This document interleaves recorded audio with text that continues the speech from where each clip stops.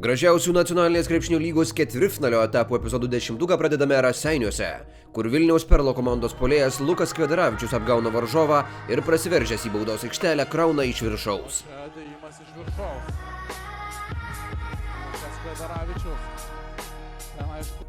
Devintoje vietoje dar vienas epizodas iš Perlo rungtynių. Šį kartą vos prasidėjus atakai Ženė Masalskis gauna puikų perdavimą iš komandos draugo ir pasismagina galingų dėjimu.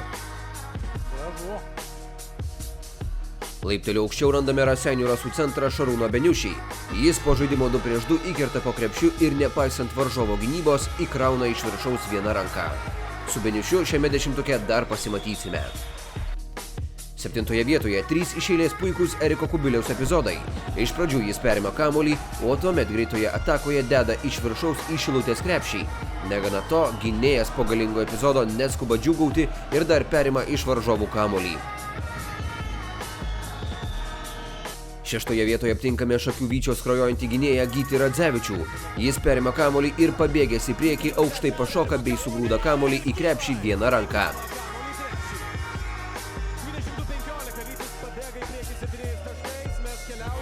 Penketuką pradeda dar vienas Nafta Uni Ekvaservis krepšininkas. Šįkart vienas žemiausių lygos žaidėjų 1,82 cm ūgio Deividas Anužis greitoje atakoje galingai kyla į viršų ir sudrebina krepšį.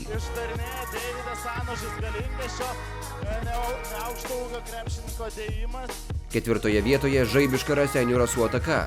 Andrius Aleksandrovas perduoda kamuolį į priekį, o vos jį sučiupęs Šarūnas Beniušis akimirksniu deda iš viršaus. Šarūnas Beniušis. Na kol kas viena po kito. Trečioje vietoje atsidūręs savo šuolio sugebėjimus parodė Žalgirio dublerių auklėtinis Kristupas Žemaitis. Žaidėjas greitajame išpuolyje iš toli atsispiria nuo parketo ir išlieja pyktį ant krepšio. Kristupas Žemaitis. Viena ranka, Kristupas skrajojantis Žemaitis. Wow. Antroje vietoje rungtynių baigtį nulėmęs Džiugo Slavinsko metimas. Likus 1/10 sekundės, jis Šilutėje smeigė tritaškį ir padovanojo Naftai Uni Ekvaservis pergalę.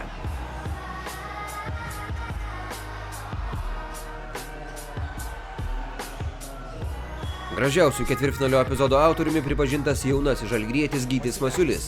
Puolėją greitoje atakoje bandė sustabdyti atletiškasis gynėjas Gintautas Matulis, bet Masiulis nepasigailėjo varžovo ir įspūdingai sugrūdo kamuolį į krepšį.